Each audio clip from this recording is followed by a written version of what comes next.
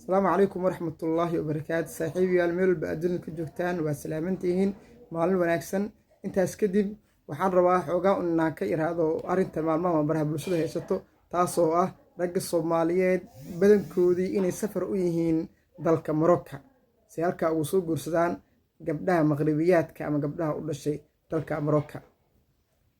waxaan rabaa inaan idin weydiiyo maxaa ay kaga duwan yihiin gabdhaha Maqribiyaadka ama gabdhaha u dhashay Morocco gabdhaheena Soomaaliya. gabdhaheena Soomaaliya waa gabdho aad u fiican, waa gabdho oo mataqaana muslimaad ah, waa gabdho dhaqankoodii badankooda u wanaagsan yahay ilaa xoogaa oo mataqaana baraha bulshada saameeyay mooye intooda badan waxa waa gabdho fiican waay. islamida Maqribiyaadka waa gabdho fiican oo maasha Allah muslimaad ah. gabdhaheena Soomaaliya waxaa ku jira gabdha rabo in la guursado, gabdho diyaar u ah in la guursado, gabdha diyaar u ah inay guurka fududeeyaan. islamida gabdhaha Maqribiyaadka ayagana waxaa ku jiro gabdha diyaar u ah in la guursado, gabdho diyaar u ah inay guurka fududeeyaan, gabdha mataqaana ogol in ilaa 3 kale la guursado. gabdhaheena Soomaaliya waxaa qayb ka ah gabdha adkeenaya guurka, gabdha rabo in markii la guursanayo lagu bixiyo lacag tiro badan. islamida Maqribiyaadka gabdhaha ah ayagana waxaa ku jiro gabdha saal la mid ah oo markii la guursanayo guurka adkeenayo una baahan in lagu bixiyo lacag aad u tiro badan. gabdhaha Soomaaliya waxaa ka mid ah gabdho guurka fududeynayo oo ninka guursanayo aan wax qarash badan mataqaana madaxa ka saareynin oo aan meherka ku adkeenaynin. gabdhaha Marookiyaanka ayagana si la mid ah waxaa ku jira gabdho noocaas oo guurka fududeynayo. marka hadda waxaad ogaataa si walba anaga aan nahay ama si walba gabdhaheena ay yihiin gabdhaha Maqribiyaadka ama kuwa u dhashay Morocco wax oo difference ah maanta u dhexeeya ma jirto. maanta haddii ay jiraan gabdho lagu bixinayo free, wax free la ma jiraan, wax free la ma jiraan maanta. maanta waxaa qarash kaaga filan inaad bixiso, qarashka ku bixi lahayd maanta kugu filan. horta qarash waxaa kugu filan kan aad ku bixi lahayd maanta inaad inta ka baxdo, aad tikid jarto, aad maqrib aado, aad mataqaana hotel kireysato ama aad guri kireysato, intaasaaba mataqaana howl badan ah. horta qarash meeshu kaaga bilo wax free la horta ma jiro. mid kale at least gabadha aad guursanayso maanta cideed wax un waa siinaysaa, wax un way kaan qaadanayaan wixii raba ahaatee. marka ani waxaan talin lahaa inaan laga tagin gabdhaheena Soomaaliya.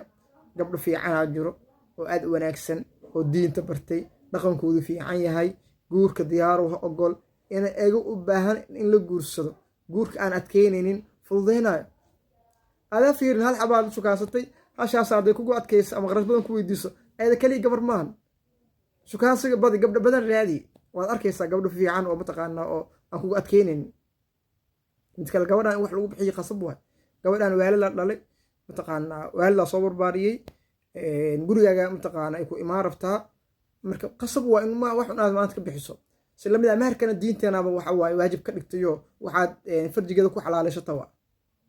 sadraadeeda marka ani waxaan doorbidayaa mar walbo oo wiilasha Soomaaliyeed aan u sheegayaa in gabdhaheena Soomaaliya ay madax saartaan, ay iska daayaan gabdhahani ajaanibta ay sheegayaan. mar walba Soomaali wax kaaga fiican ma laha. gabadha Soomaalida say kugu dulqaadan, gabar kale kugu dulqaadan karta ma jirto. xaqiiqa waa taas, waa la arkay. midda kale ogow, waxaad ogaataa gabadhaan aad guursatay ee u dhalatay Morocco ama Maqribiyaadka ah dhaqankaagi ma lahan, isku dhaqan ma ahidiin, waad kala duwan tihiin. inaad isfahantaan way adkaanaysaa. marka waxaan ku dhihi lahaa qarash yuuna kaaga bixin gabar aan Soomaali ahayn. ogow haddii ay jiraan gabdha oo mataqaana dhaqan xun social media uu saameeyey, aad mataqaana dhaqankoodu uu qaabdaran yahay, haddii kuwaas aad aragtay waxaa jiro kuwa aan social mediaba aqooninba oo guryaha fadhiyo oo aabbayaal iyo hooyooyin wanaagsan soo barbaariyey, sugaaya nin fiican inuu soo doonto. aad ha eegin bas kuwan social media dhex joogaa fiirin adig. kuwaas kaliya maaha gabdhaha, kuwaas waa kuwa aad u tira yar waa, ma badna, waa kuwa aad u tira yar waa.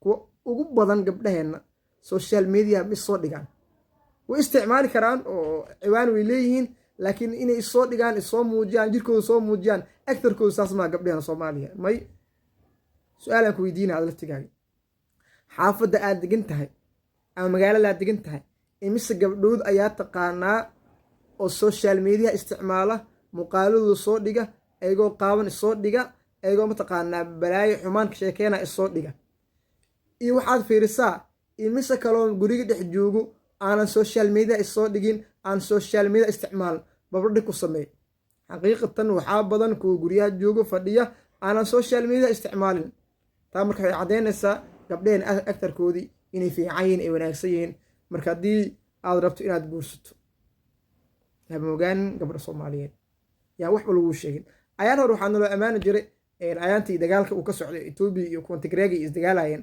waxaa naloo ammaanaya gabdha tigreega waxaa lalahay waxa waaye wiilasha waxaa usoo baxay gabdha fiicana usoo baxay oo tigree may aniga waxaan ku qanacsanahay aan aaminsanahay gabdha soomaaliya inayna jirin gabar lala bardhigi karo ma jirto gabar kula diin ah kugu dhaqan ah ehel aad tihiin qaraaba aad tihiin intee ka helaysaa ma helaysabe